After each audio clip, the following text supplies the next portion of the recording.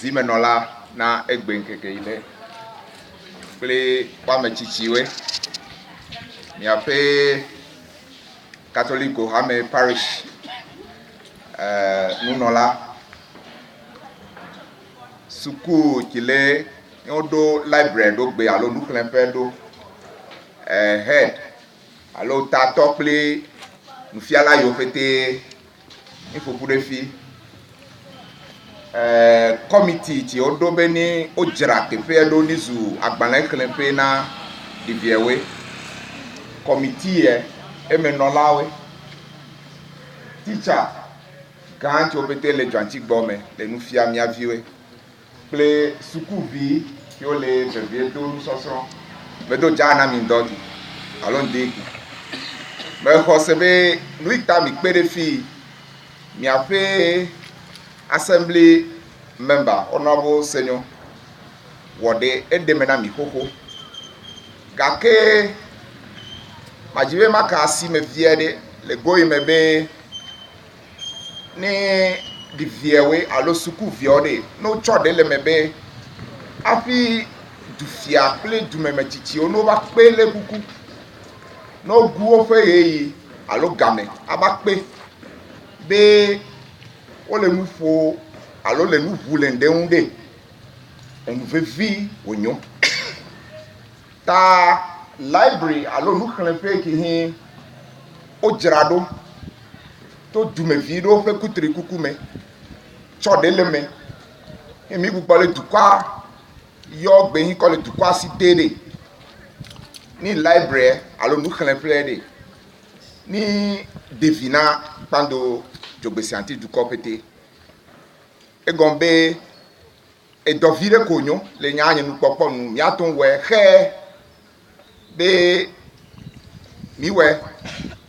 library li teƒe li ɖeviwo aba xlẽ nu gake ni dukɔa ƒete gagbɔ kpe ɖe fi gbe hi kɔ le library xɔ le ame kewo dzre ɖo ame kewo dzre ɖo si be yewo gbugbɔ kɔ na dukɔa ɖe alo kɔ na sukua ɖe enya nye ɖeka ƒe ya enye nu ke ɖi ƒo nam ŋutɔ ta kpe na tɔgbe kple wo ametsitsiwo ƒete be wova efi le gbe le anikɔ ne me nye assemblyman hi yɔm le phone dzi be edɔ ɖeka ɖe li be awɔ gake ime le kpekpeɖeŋu kpɔ ɖe mato amiasi ame ɖeka eve ɖewo awɔ nenem dɔ aɖa ɖeka si ne kɔ abe eka nye nya ɖewo kakɔ tu kɔme nya ɖeka eve ɖewo tsɔ agbɔ va kome dzidziwo kome kpɔ be efo nye zoki adze ka yɔm fia yi ɖeka katsina be dɔ mi ɖe enye dɔ vevi ɖe si ke wole be ni mi kpɔ gbɔ nyateƒe me mi me bui la be bui megbe be miawo ƒe ŋgɔnui abe ke womenya efi ya ŋtsɛ me de school le miaƒe ŋgɔnui efi ya primary school anɔ no de ɖo class 6 dzɔ yi ɖe akpa ma dzɔ yi ɖe gavimɔdzi va de middle school hafi no wɔ common transit pass dzɔ yi ɖe secondary school ta mia ƒete mi to fie kpɔ mebui be ta mia teƒe li mi xlẽ agbalẽ le ta yi teƒe ɖeke me gale fifia yi ɖeviwo ato nɔ agbalẽ xlẽ le o ɖe dogo nyo be ni mi wɔe ta nu mi kpakple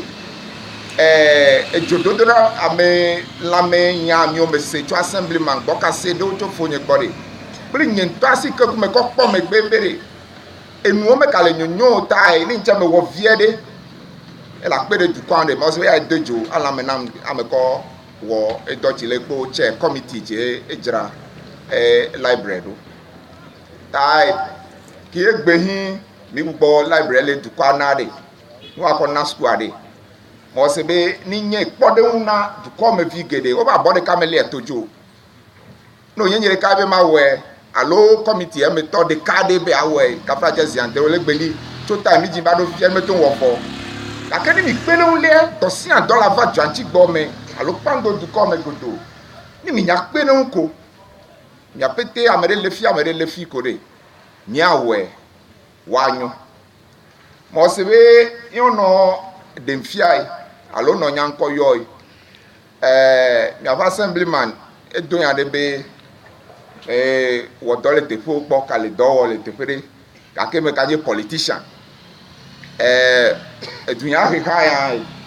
mo se be no le wo ya be ka ye nu kike wa wo woro no nya wo eko elebe amono sedele me dukoni sedele me yata ohia be ma tore fi gbe me le nufo me yata me hia fi o ka ke ki me nya do iko bubu a o kike le ji yi yo pete ozube nyento anye jiji ebe hinde nyima fonu chonwo de ma bia mo npopo minute de ka be ma ko enu le de oji ya fi chile me todo fifi lai mi afi church ho ye catholic church ho chile ka fra je ziandre church ho onyo nye ka mo de me chibatui gake no le nku no fifi ai o le nu o de me le glass da fi de we keke o le tiles de church ho ame fifi ozbe ha me vi de we o mi asi mi ame do be ni mi pere yon pe koron de chede e cho gbonye ina ha me ego velia mi afe nchochile sohe o ba den de to me be e vujo ba le mochile ji to fifi ezu major road e voile du fu alo voile du fu toji siko hin abe ni mi gbugbo ajara speed run so do o mi asi mu yi won se be nche nvie kike lasi yen me kodo dawe tai joanti gbo me ya no nya do gbonye kode evie kike le nche sire me twa adele me maza mon popo ti akọ na pando jogbesi anti du ko ninya e gombe ni ka fra ja ziandre mi afe efia hi de dububu me alo du me vi de si ade de dububu me de ni me wonde le du ame mo se elebe ni nye jeje na jogbesi anti vi alo mi afe fia kike la yede afide pando du ko yo pete hin tok pe mi do alo hin fofuzu pando de mo se be nyafo alo nyafo te pe ele doa de si ande me do fifie no to fi to gaja me pelon o le computer lab alo ICT lab do si ke ye gbe ke mo se be du fi aklo me titi opete no bunu leji nya se le me aguji o to pledo bame o to pledo fesi e ko de le nye agbagba jeje o me no do agbeno ho e o ba tu ndo yu abe community center egbe mi asin be ma ba fonu le fi mi nye me yasi gbalo fi mi yi me ko computer de ka be no ko de o fe e community center la de be records fi ke wa no o fe nya o de ka zo asin yen ko yi lo gbo sigbe ku ezojin bado jigbe o du azande mejiji o mi asin be ma ba pa zan du pe me ye de me zo asigbalo computer v ezo asin yen yinawe sikenye jigbe no di bado toko ye ya le fimi no twejin bado mi ape central suku gede o le fimi onya se nya nko be meje duyan heha nya woko iya de joy o mi asin be ma baba fonu suku a ekike menya nya fonu yako nya tie ugbo SDA school suku ade o ya be misahoe opete opo gomele nye ka fra Jesse Andre nuvi kike lasinye makonawe opo gomele me bando constituency miawe politicians ai me po adu ako de mi po na the boundaries of the constituency fiki ken miape voters only base bando constituency kujira by Soviet by Gbefi ka fra Jesse Andre ni vovole miape te hunde echo fufu pe gande kalpepe le vocational school alo me cho Jolagbe vocational school alo orphanage gande le Gbefi o fe enu son viwe o le dodo alo wa graduate mo se be gede la ocho fome alo afe ike me unte nse me le tututu o me pelon na ofe bursary ti wa ko adesuku awunu e le mawu on se dodo ametala suku obe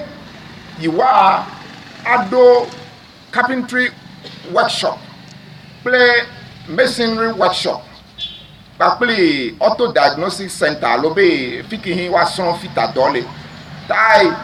equipment play nu kede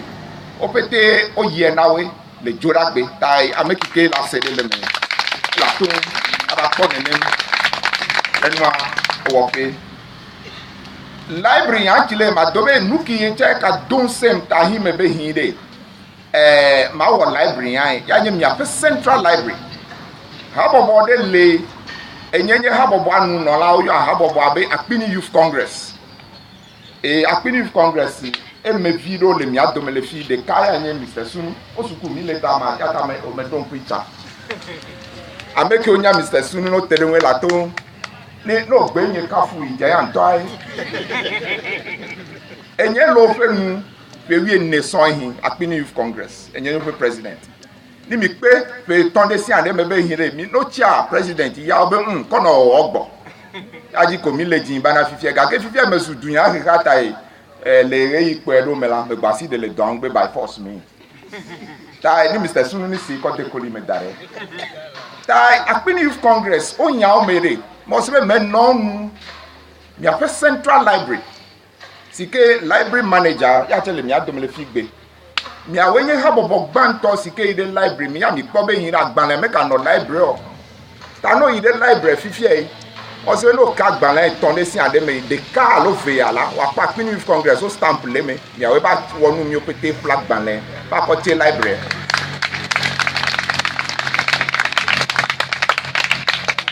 ami tolo megbe gade mo ba chikandia na library ya be library blibo ko ba chikandia na o da mi ba zonzoni o gbo chikandia na ofifie library ke mi check computer we be no fa gban lo fa de no me ka no nro de paper kaka ji alo exercise book mo ta computer ti o ko le records o keep le library le fimila mi a pe ha bobo enyele ha bobo anu mi a we ko yinawe eji ya mi a fait pando constituency le fide mais no dobe enu gedo li me no wowo sike nyenta be no me konu le joga ke me nya dem duna ka me kola ma ajibe de kaife do ya pro soviet vocational school de le fino na yo be siwa yo mo se suku mi de enye suku keke o fe no nu sosron alo nu mi ko sosron le fimi edo ajijo na ma le gbegbe tai me jagbagba to mo si amonu mi me no do wo pleji dudu you know converting course de le sike o you have female professionals in electronics sike nyonu viwe sike onlo be you are son electronics enye he course mi va fimi lonu vi fe ton on se be fe suso like fe effectivement o bayi nyonu vi blaton le president afeme 30 students per year on no scholarship ji kono nwa so sike le nu mi so so me no so for de Samsung alors make o wa mi ape phone ti o na si teji kura play TV wolawe yowe play GIZ to Germany play to fit me no menye tato le convert no do wo play jidudu e mi awe te fofu ko design course ya mi mede technical school enenu le Ghana kakele nu mama me Ghana godolo me to mo si amonu be hin nyenu to me check podeka ya yen Soviet afima atasi nu fode mo se nu de ka siken choy ya me breeder mi afa assembly to go be hin de ni mi yide mi afa assembly de ni jabagba ni mi akanu ame akpo da be hin le fe ti o ba yi ma be fe wo sunu hin ba yi de project kalai ka va pando sike ekpe alo ogatri basibe mi afa Pantech infrastructure project eleji la yo gbo ba donam de be pante project e enye nu gande enye ke pante project ni va pante luki ta mele ya ki dore menye kotoku me gale wo ya gake ni de nyime fo nu chon alo zo ni de wode ole gbe Ghana du ko bubu me wayi ta hia be du me viwe du fiawe no nya be hi de du me vido le agbabaje be yo henu vape jiru do yai no do afide de fe vito no nye dunya ha ya de mi ran mo se be dwanchi mecho tai menya sigikeku me soen twape me sigikeku wa yi de begide ahanu gbe vape me suso eta ego mi afefia ya je chama le figbe togwi meregu pando fiawode mi apete mi apen kule miao be gbike la nye gbike mi apete mi awonu de ka kake nya nye ai benya le dunya keka ya wotai efia la kike nya mi asimko me yere wape me akpakio akpakama kike mi asimko me yere nye kutri kukui e ya la le fi apeche me jagbagba ni mi yi fimi egbike hin obe mi ape secretariat today fimi o renovation papuli computer ti le secretariat enye plena milo apena mi